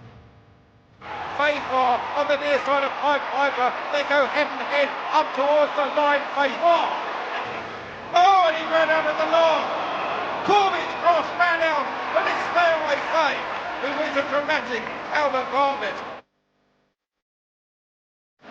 And they're off to the 2023 Boodles Cheltenham Gold Cup. Great man's game. Galopin Des Champs, these two galloping all together, and here's a new chasing star, a steeple chasing star. It's Galopin Des Champs who gallops the glory in the Gold Cup. You know, like Don said, I think he's no problem saying the truth. Thankfully, we're right, but you never know until you actually do it. It's plenty of magic, and it's plenty of magic. No wins for Fox Hunters. Impervious is a champion there. It is Irene who has taken the mark behind.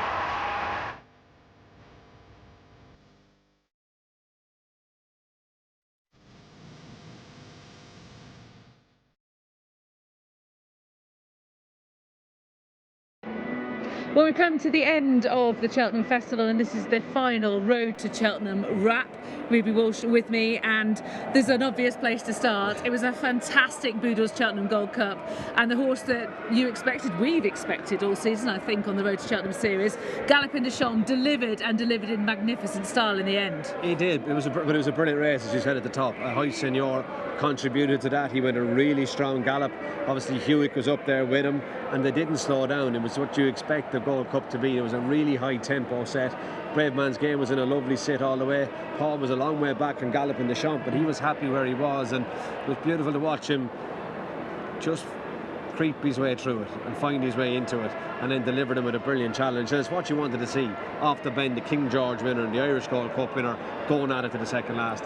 I thought it was a great race to watch. It was a fantastic race, and really formful, wasn't it, with the King George winner in second. Paul said that he wasn't happy with his position earlier. He got shuffled back, and the horse wasn't jumping too well, but it got in the rhythm second circuit. He did, but he had the composure to ride him from where he was. He never went about forcing him. He just adapted to the situation, rode what was happening in front of him, and then crept his way into the race. Tactically, it was a brilliant bit of riding. The patience, the skill, and then under the 64 favourite in the Gold Cup. It's not going around in a handicap on a Monday afternoon. Oh, absolutely. It was incredible. There's only one rider that has ridden more Gold Cup winners than Paul now, and that is Pat Taff, the legendary Pat Taff, the rider of Arkle. Yeah. I know. It was brilliant to watch that. He can win races, but to give a horse as good a ride at that should make it all the more satisfying for him. Such a young horse as well, 7 years of age. You hope he's going to come back and be able to do it again, and maybe again. You'd hope so, but look, we probably stood here last year, we're talking about a Plutarch, what would he do? So enjoy today, I'd say, is the lesson we probably should learn. It's probably true. I thought Harry Cobden gave Brave Van Game every chance, right position all the way around. Exactly, travelled sweet as a nut, jumped brilliantly for him, just trying to do a better horse on the day. There was quite a bit of news just immediately before the Gold Cup. We had 2 jockey changes. We'll come to why Mark Walsh wasn't able to ride Miller Endo. Nico de Boinville stepped in, but immediately we need to deal with Davy Russell, who was basically stood down by the doctor, said he was sore. Jordan Gainford was riding Hewitt, so Michael O'Leary couldn't turn to, and Gunn Elliott couldn't turn to him, so they turned to the next in line, who is Sam Ewing. Sam, come on, get the call up, ride Conflated into third. He did, and gave him a great ride. Look, obviously got caught in a bit of a pocket turning in, but that was because of the great race riding from Harry Skelton, Harry Cobden and from Paul Townend, but it didn't cost him anything. But it was still great race riding to watch, and he gave Conflated a super ride. And what's going on with Davy? I don't know, I didn't hear, and I haven't been in to wear him to ask. I don't go into wear him anymore, but I didn't hear. Yeah, all I heard from Michael O'Leary was that he was sore, so news from that I think will come out from the week. A shame about Ahoy Senor. He'd got himself into a lovely rhythm, and then he just clipped the top of 6 out. Yeah, he hit it right dunt and didn't get away with it, and obviously brought down Sounds Russian and ended whatever chance at Plutarch. And I was glad to see, Hewitt ran a monster race. I was glad to see him get up from his tumble. I think everyone was. Yeah. He was running a cracking race. Huge. He ran huge. Yeah. Let's stick with Willie Mullins and Paul Townend. They won the opening race of the Triumph Hurdle. In fact, Willie Mullins had the first, second, third and fourth. He ran 7 in the race, but still, that is delivering with Lossiemouth at the front. Yeah, and look, vindicated Paul's decision to ride her. She travelled super. Blood Destiny was beaten a long way from home. He ran too bad to be true, but Lossiemouth turned Dublin Race and Festival form around, as we all expected with Galopin Marceau, and I'd say Paul Townend was happy with that one too. Yes, I thought it was a ride of great composure there as well, because it was a weird race. There was a full start. There were horses that were pulling far too hard. Blood Destiny was up among them, and Lossiemouth was even tanking going down the hill. She was, and he got not in control of the race, but he got to the front down the hill and then didn't really go for it, and he was really up to the last hurdle. It was a shrewd bit of riding. And he's ended up top rider, and Willie Mullins as top trainer. Kind of expected. Anything less would be a disappointment, I guess, to the team. Yeah, probably. But you come to Cheltenham, you know that's the pressure and that's the expectation, but you probably never admit it. Well, funnily enough, after the race, Willie Mullins was saying he hadn't realised how much pressure he'd put himself under until Galopin Des Champs crossed the line. He just because the horse was expected, whereas Album Photo had kind of shoved his way there, shouldered his way into the Gold Cup. I think he was 6-4 favourite in the Gold Cup. It doesn't get any bigger. No, it doesn't. Stay Away Faye produced a second Grade 1 win for Paul Nicholls and Harry Cobden. They go on to have that excellent second with Brave Man's Game in the Gold Cup. But Stay Away Faye has really grown grown with every race that he's running. Yeah, look, was unlucky in Doncaster. Wasn't probably experienced enough, got between two horses and got almost worried out of it. It stays really well. It was impressive when it won first time at Newbury, and stayed really well here for Harry Cobb. The Corbett's Cross had been a little bit keen. He ducked out at the last. I got that one wrong as well. I said on television that Mark should have had his whip in his other hand technically, but at a racecourse like this, there really shouldn't have been a gap there either, and they changed it actually later in the card before the Martin Pipe. So I'm sorry, Mark Walsh, I shouldn't have said what I said, but yeah, he just now the horse shouldn't have done it either. He shouldn't have ducked out. You'd have to jump on how many hurls at that stage, and it was easy for him to jump the hurl and duck out, but he'd been too keen all the way too. That's why Mark Walsh wasn't able to ride Minella Indo. We should mention actually Minella Indo and Plutarch in the Gold Cup, because they both ended up pulling up. Yeah, Plutarch nearly got brought down, whereas Minella Indo and Statler both missed the break and never got going. No, not at all. Impervious was a great winner of the Mrs. Paddy Power Mares Chase. She was really tenacious to beat Allegory Devassi. She was, and I thought Allegory Devassi was coming with the perfect challenge to beat her, but Impervious was brilliant at the last fence. She danced in front of it for Brian Hayes, and she didn't half rally then. Yeah. And she's won impressively. She's got a lovely head carriage, hasn't she? She has. She's a real honest little mare, and look, she was beating Dino Blue over 2 in Cork with an amazing jump at the last one day. She then beat Journey with me at Punchestown, and she's improving. And Colin Murphy, he's no stranger to training Cheltenham winners, was back on the score sheet. Yes, it was a 5th Cheltenham Festival winner for Colin Murphy, of course, of Brave Inca Fane, the Supreme and the Champion Hurdle, Big Zeb, the Queen Mother Champion Chase as well, Empire of Dirt, the other one of his Cheltenham Festival winners. And he really, she's the apple of his eye, obviously, and they're a small team, and he looks after her closely. Yeah, he does, and I'd say he's delighted to be training her. Yeah, absolutely. And Brian Hayes, a first festival success for him. Yeah, grafter, hard-working fella, and delighted for him. Yeah. The Skeltons got a 2nd winner of the meeting in another one of those hugely tough handicaps, and it was delivered by the lesser fancied Skelton. A bit like when Bridget Andrews won the race for them last time. She was on board Fevoir here, who was less fancied than her stable companion Pembroke, but managed to win, and it was a nip and tuck all the way to the line with Davy Russell. It was on Pied Piper. Sharjah ran a blinder as well. The class horses were up near the top of the weights, came to the fore, but Favre came from well off the pace. Bridget had to fight her way out off the home turn to get the run, and it was nip and tuck all the way to the line, and it was great. Another great finish to watch. It really was. 4 county hurdles, that is now for Dan Skelton, 2 for Bridget, who also rode Mahia, didn't she, a couple of years ago.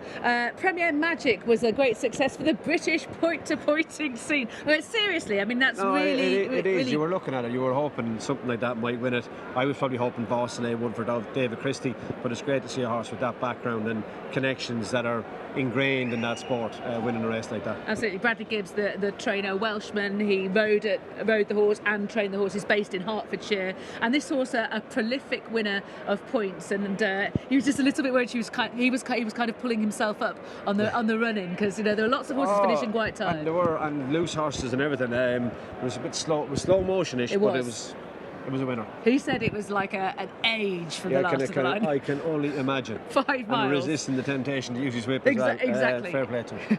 And we ended just now with Iroko winning for Aidan Kelly. And also a bit of history. First trainers with a joint licence to win at the Cheltenham Festival, Ollie Greenall and Josh Guerrero. And a fine success. They're different characters, Josh and Ollie. Ollie's very level, Josh is up and down, Ollie was telling me. And they have really enjoyed this success. Opposite attract. But yeah, look, it was Iroko. He was well fancied. Aidan Kelly gave him a pretty straightforward ride. Another young man riding his first winner here, and he won well. Yeah, first week at Cheltenham, first time at Cheltenham, 2nd with Salvador Ziggy in the Pertemps, and then wins here. I mean, I'd say he's got a bright future, hasn't he? Yeah, I'd say he has, and I'd say Frank Berry picked him out a while back. Shrewd.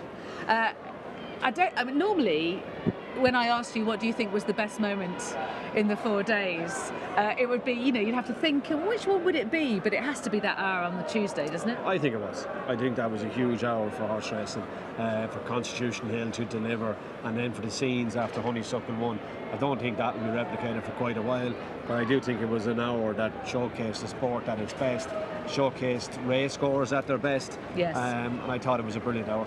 Yeah, it was, absolutely. I think you summed it up on Tuesday when you said you could just see the humanity in the winners' enclosure. That's what it felt like, and I just thought, when you think of all the things that are happening in the world way outside of horse racing, just to see humanity react the way they did here on Tuesday was heartwarming. It really was. It really was. So we've come to the end of our Road to Cheltenham series. We should really be thanking people, shouldn't we? We should thank Sarah. We should thank Ben, Bruce, Michelle, Bruce, Will, Ellie, Pete, Chris, Martin, Jason. I'm sure we're going to miss somebody here. It's going to be awful. That's what happens when you start saying names. I know. If you just say we should thank everybody, I know. you never get in trouble. You're right. Yeah. You know, you're So so we much take more all the polished names about back. this. Yeah. Have we missed somebody? We're definitely going to go home thinking we've missed somebody. Anyway, thank you to everyone behind the scenes who helps us make Road to Cheltenham through all of this time. I hope you've enjoyed the whole of the series. We've certainly enjoyed bringing it to you. But from Ruby and I, it is goodbye. Watch live racing now on racingtv.com.